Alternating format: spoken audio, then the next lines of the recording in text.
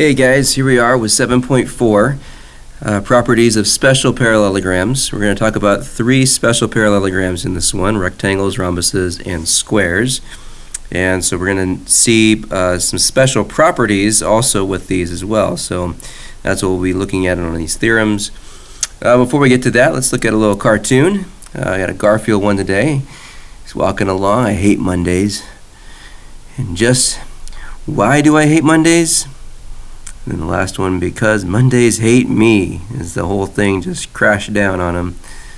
He must be standing next to a table, it looks like, and the table just crashed down. Everything on the table, Jim crashing down on top of Garfield. Alright, so the special parallelograms are these three: rhombuses, rectangles, and squares. So a rhombus, and these are, you want to highlight these in your notes. So, look for this one here. I think it's on page 212 or 211. So you look at that one and you want to highlight them. You don't need to write these in your vocabulary because the vocabulary is written right here for you. You just highlight it. So a rhombus is a parallelogram with four congruent sides. So if it's got four congruent sides, then it is a rhombus. Okay, so it is a parallelogram.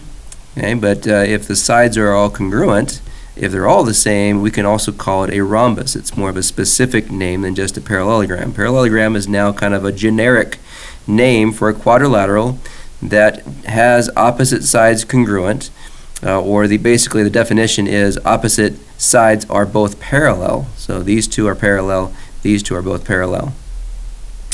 A rectangle, we all know what a rectangle is, but a rectangle is a parallelogram, and opposite sides are parallel here. But a rectangle specifically has four right angles in there. So that makes it more specifically called a rectangle. And then a square really just has both of these. It has the four congruent sides and it has the four right angles. So a square is a parallelogram with four congruent sides. And four 90-degree angles inside there.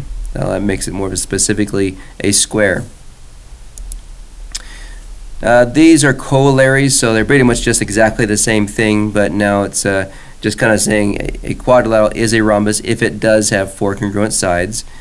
So we know that we can call it a rhombus if we know it has the four congruent sides. We know we can call it a rectangle if it has the four right angles in there. And we know we can call it a rhombus or a square if it's both rhombus and rectangle. It has the congruent sides and all the 90-degree angles. So that's what those are basically saying here. So if we're looking at just a four-sided figure, we can go directly basically to these three special parallelograms just by seeing these special properties about them. Okay, so on the top of 212, here's something I do want you to write down, is this Venn diagram. So this diagram illustrates that these are all parallelograms. But in the diagram with the circulars or these ovals here, it has your three special ones.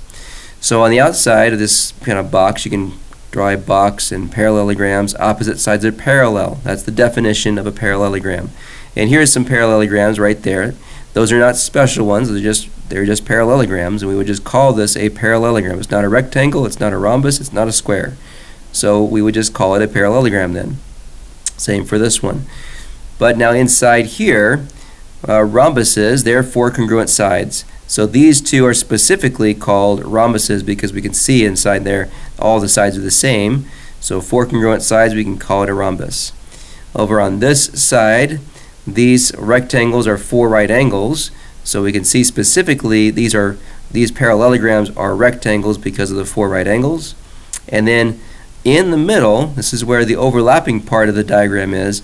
It's a square. It's both a rectangle and rhombus, and so we call it a square then at that point, all the congruent sides and the four right angles.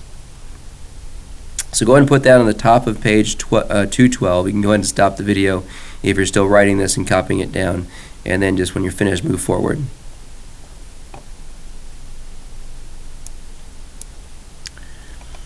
Okay, so we want to decide on this one whether any rhombus, so this is a rhombus, QRST, whether the statements are true, or basically are they always true or are they sometimes true. And it says draw a diagram to explain your reasoning. So angle Q is congruent to angle S. So Q and S are congruent. So we'd want to draw the diagram out, label it all. And we know it's a rhombus, so that's why they put the marks there for all the sides being congruent. But since a rhombus is also a parallelogram, the opposite angles are also congruent, and that's what we want to look at is Q and S. Are they congruent? And they are, because they're opposite angles. So that's always going to be true. As you can see, they're always true because it is a parallelogram, and the parallelogram opposite angles theorem would tell us that these opposite angles of Q and S are always going to be congruent. And then this one is Q congruent to R. So like right here, Q and R, are they congruent? Well, obviously you can see they're not here. So it's not going to be always true for this one because in this rhombus, they're not congruent. But there is one time where it might be true, and that's when it's a square. If all of these are right angles, if the rhombus actually has all of these 90-degree angles in here, it would make it a square, and then Q and R would be congruent. So we can call that one sometimes. This one would be sometimes true because sometimes rhombuses are also squares.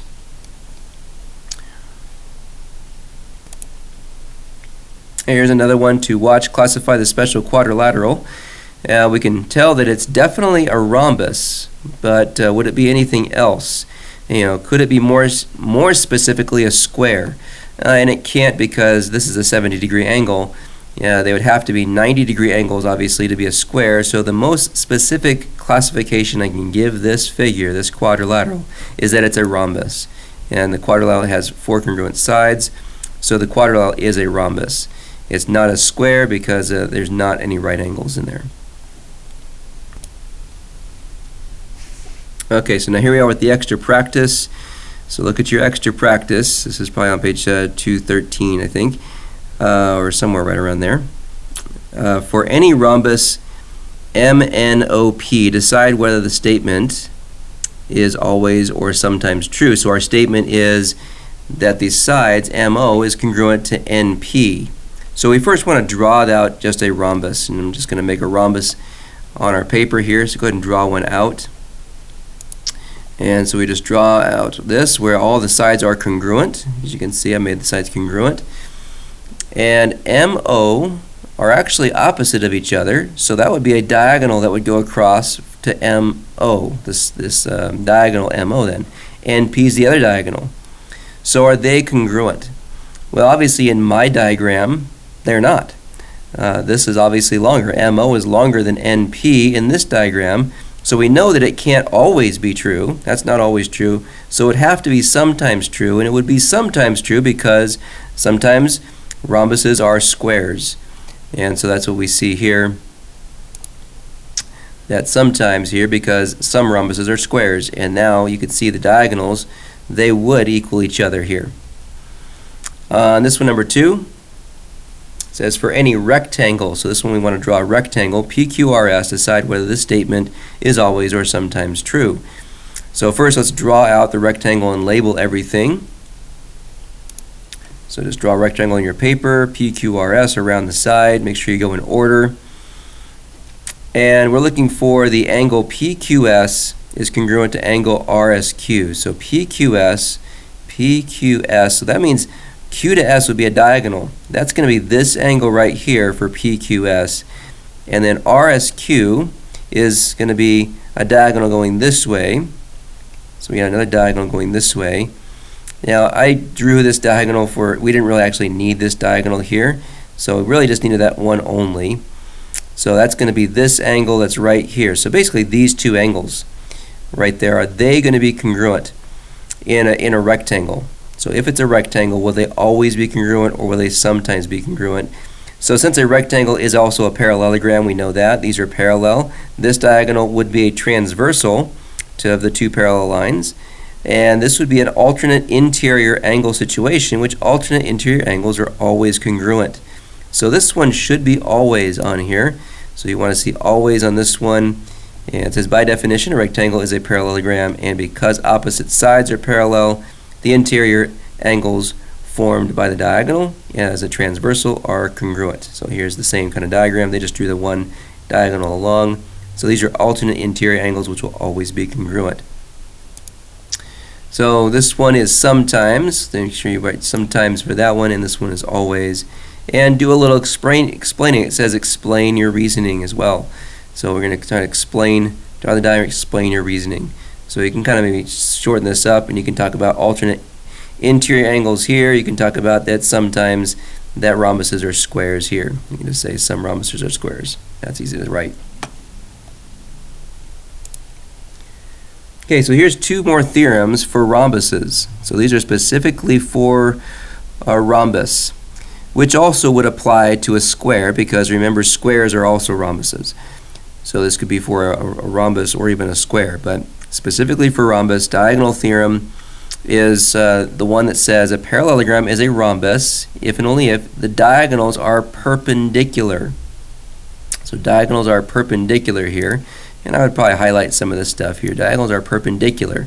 So when you see your diagonals in there, these would actually be perpendicular to each other. They would form right angles here. Those two are perpendicular. This second one, rhombus opposite angles theorem, says a parallelogram is a rhombus if and only if each diagonal bisects a pair of opposite sides. So the diagonals have to bisect opposite sides. So if you look at those diagonals again, so now the diagonal from A to C, A is being bisected. So those are the two exactly the same on each side. Same with C. C is being bisected. This diagonal, each angle on each side of B here is bisected. They're exactly the same.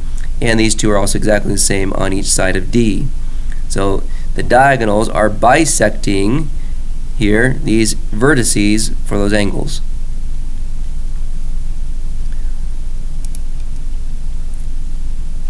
Okay, so let's just watch this one. This one's in the book. There's several that I just show you from the book that you don't need to write down, but sometimes we do write them down, and I'll let you know when we do. Find the measures of the numbered angles in this rhombus ABCD. So they drew it out here, and here's our numbered angles.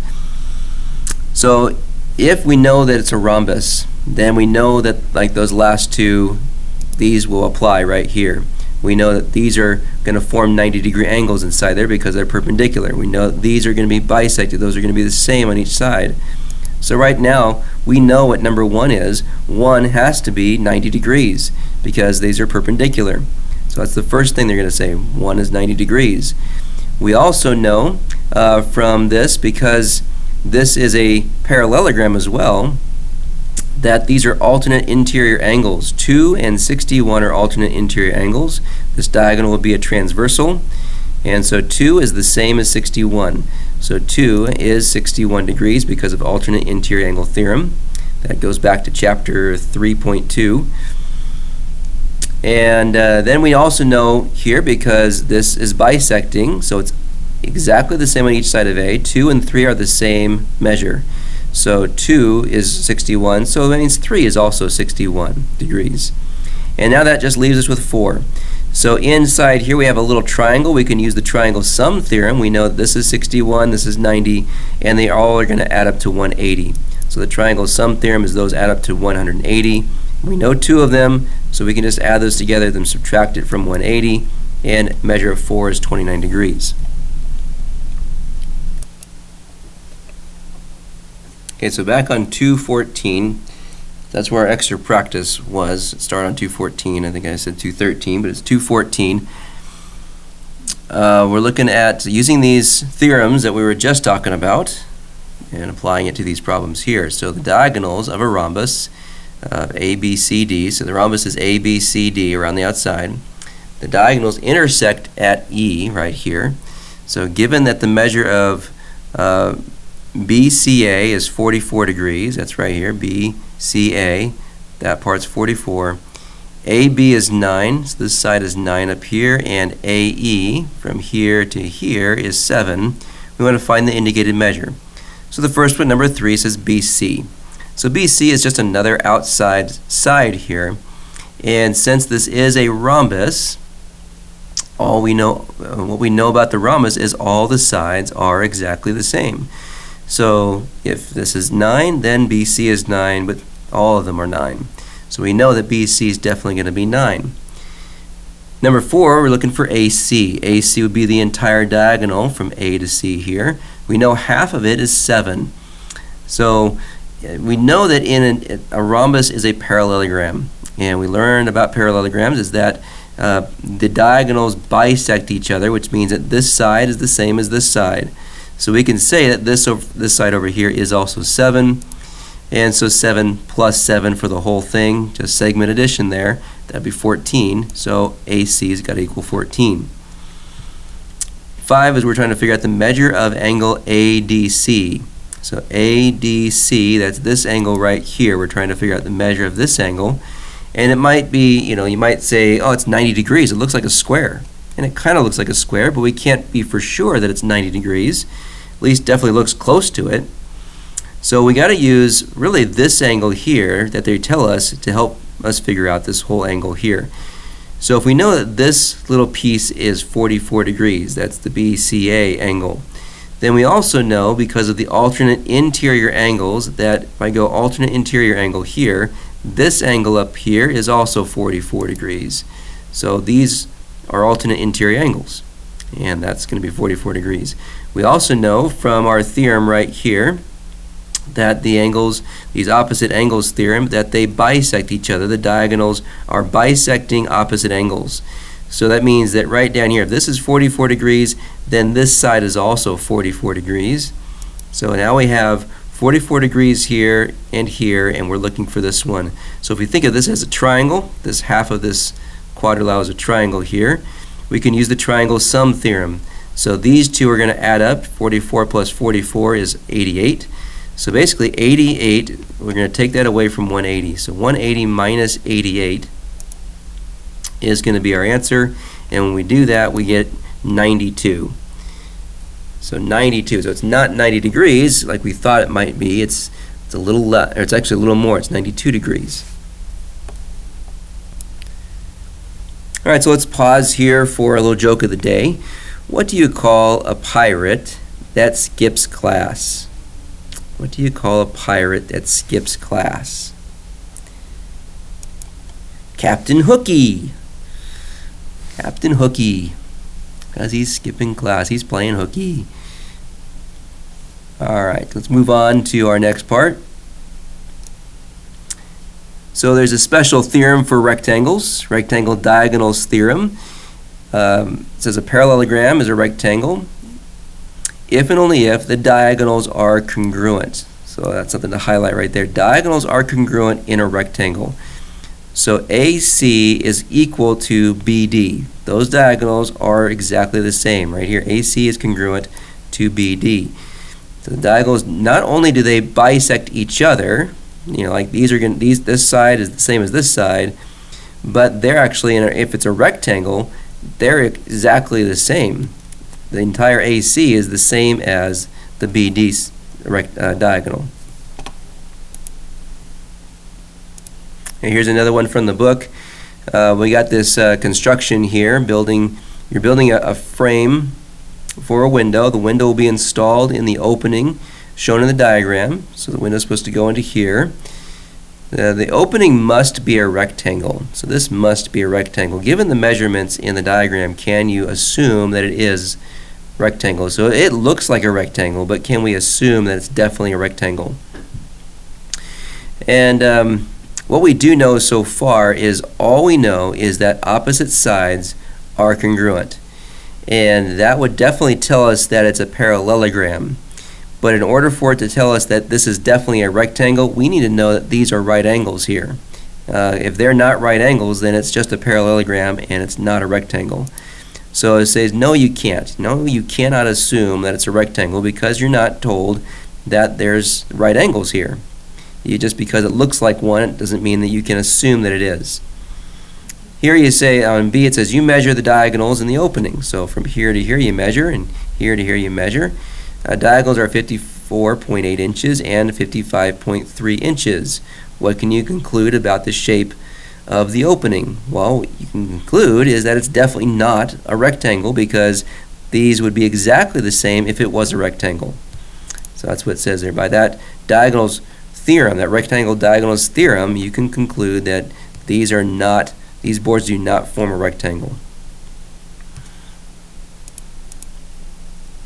All right, here's another quick one. In rectangle QRST, so we can see this is definitely a rectangle. It's telling us that it is. It gives us QS and RT. Find the lengths of the diagonals. So we know that these lengths of the diagonals are definitely going to be the same. So we could set these two equal to each other, and that's what they're going to show us here to do. We're setting those two equal to each other, and then we're just going to continue to solve and get what the answer is for x. But they didn't say to find the value of x. They said find the length of the diagonals. Now we got to plug 14 here back into x in both places. You really only have to do one because they're going to be exactly the same, and you can see they're both going to be 39. Okay, 6 to 8 here on our extra practice is the diagonals of a rectangle EFGH intersect at I. So this is a rectangle, so it means it's going to have the characteristic of the rectangle. We know all these angles are going to be 90 degrees. We know that these diagonals inside here from that last theorem we just looked at are exactly the same. So those things are going to help us here. Given that the measure of HFG is 31 degrees and EG is 17, find the indicated measure. So number 6 says that we want to find the measure of angle FHG. So that would be this angle right here. So FHG, go ahead and mark that off on your paper. We're looking for that angle. Now we're told that HFG, so that's this one, HFG is 31. There they tell us it's 31 there. So we can conclude from this that if this is 31 because of alternate interior angles, we then can also say that this angle on this side is 31. Now we're getting close to where we're at here with that angle. So that's got to be 31 degrees because of alternate interior angles always being congruent. So you know that's something you always can do on these rectangles and rhombuses and any parallelogram basically. So if we know that's 31, and we know since it's a rectangle this whole thing is 90, so we can just say, okay, 90 minus 31 would give us this angle here. That's what we're going to do. 90 minus 31 gives us 59 degrees, so it's 59 degrees. Number 7 says HF. We're trying to figure out what's the length of HF. So HF is this diagonal. Well, if they tell us that EG is 17, EG is the other diagonal, the diagonals are exactly the same. That's that diagonal theorem for the rectangle. The diagonals are exactly the same, so HF has to also be 17. Number 8, we're looking for the measure of angle EFH. So EFH is this angle up here, EFH. So mark this one off up here. You're looking for that. And you might think, well, that's 31. That's not necessarily 31. In a rectangle, these don't bisect each other. They only bisect each other if it's a rhombus. Rectangles are not rhombuses, obviously, because these sides are not the same. These sides are not the same as these sides, so it's not a rhombus. So we can't say that about this one. But we can figure some things out here from this. We're looking for the measure of this, if it's 31 degrees, EFH. So EFH, we're trying to figure that out. That's going to be the same as this one because we know of the alternate interior angles theorem. It's the same thing we can do. We could do 90 minus 31 there as well. So we know that's got to be 59 degrees also. 9 to 11 down below here, now the diagonals of a square. So this one's going to be definitely a square. It has the properties of a square. LM and P, they intersect at K. So the diagonals of this is going to intersect right here at K. So given that MK is a half, so MK, this one right here, is a half, find the indicated measure. For number 9, we're looking at PK. So PK is this side of the diagonal. So if this side is a half, is this side the same thing? Well, we remember that a square is a rhombus, and that's a parallelogram as well. So in a parallelogram, which is what this is, that we know that the diagonals here bisect each other. So we know these are exactly the same on each side. So this is definitely 1/2. PK is definitely a half. So we can say that right there, PK is 1/2. Number 10, the measure of angle PKN. So that would be our angle right there kind of in the middle where K is. So PKN, what measure is this? Well, if it is a square, it also has the properties of a rhombus. The properties of the square are exactly the same as the properties of a rhombus and a rectangle. Remember that Venn diagram, the square was in the middle, so it has the properties of both rhombus and rectangle. And remember, for the rhombus, these diagonals are always going to be perpendicular. That's not true for the square. I mean, that's not true for the rectangle, sorry, up here. These are not perpendicular. But it's true for a rhombus, which would also be true for the square. So we know that this angle has to be 90 degrees because of that fact. So our PKN is definitely 90 degrees. These diagonals are going to be perpendicular to each other. The measure of angle MNK, so M, N, and K, that would be this angle kind of right here. So let's go and mark that off. Actually, sorry, I wrote down, it's actually the other angle too. Let's see, that's actually this angle. So what I need to show you here is that these angles are exactly the same, so that's why I put that there. So we're looking for this angle, M, N, K, that's this one, but because a square, again, is a rhombus, these diagonals will bisect, or I should say, bisect these vertices right here. The opposite angles will be bisected. So the angles are bisected, that means that this side is exactly the same as this side. So now we just need to figure out what this side is here, and that would give us what this side over here is.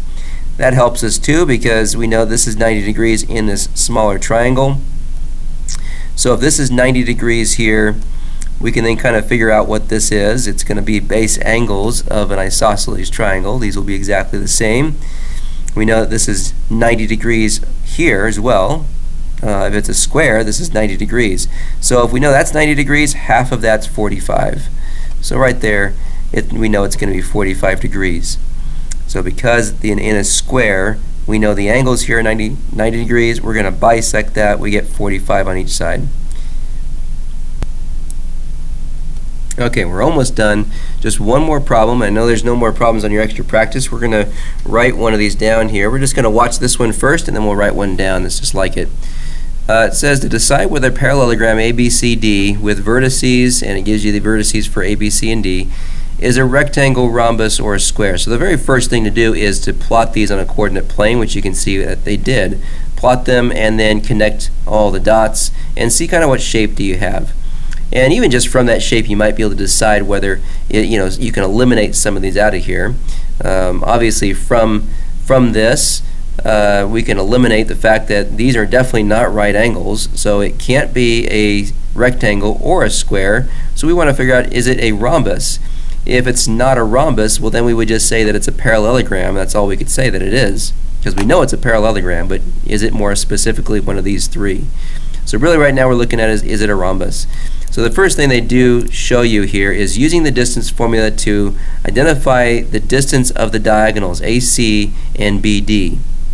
So the distance of those, and the reason why they're finding the distance is to see, is it a rectangle? Because if these are exactly the same, then we know it's a rectangle. We already know that it's not, but here's a way you definitely can. If it's close, if it looks really close and you're not sure if it's a rectangle or not, that's how you can do that. You can just use the distance formula to find the lengths of the diagonals, and they would need to be the same. And you can see 6 square root of 2 and 10 square root of 2, not the same thing. So that's definitely not a rectangle, and because it's not a rectangle, it can't be a square either.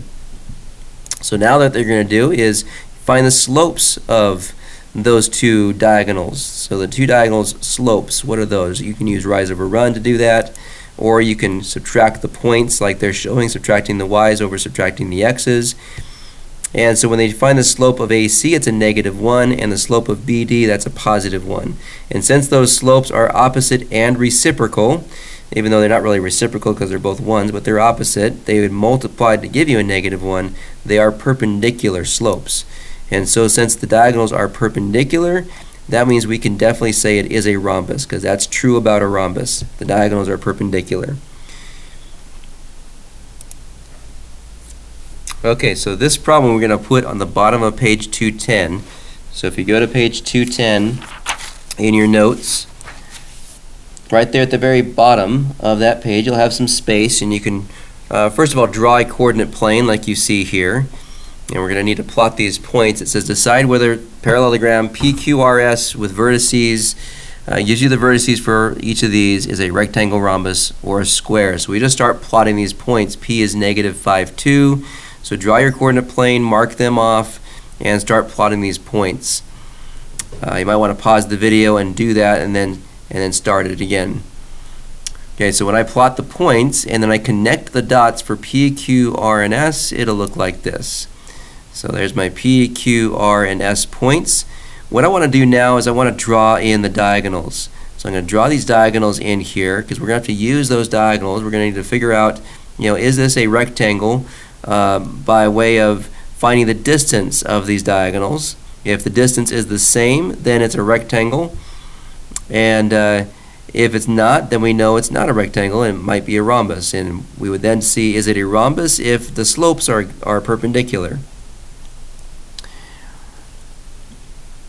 So diagonals are there now. And we're going to find the diagonal for, let's find PR first, so this one here. So what's the length of this? We're going to use those points and use the distance formula to plug them in. Remember, it's one big square root. You're going to subtract the x's and square it, and add it to subtracting the y numbers and squaring them. So 5 minus 2 here is -7, so that'll be a -7 squared. This will become a double negative, so it's going to be 3 squared here. So that's going to become 7 squared is 49 and 3 squared is 9. So we're going to see 49 plus 9. That's going to give us a square root of 58.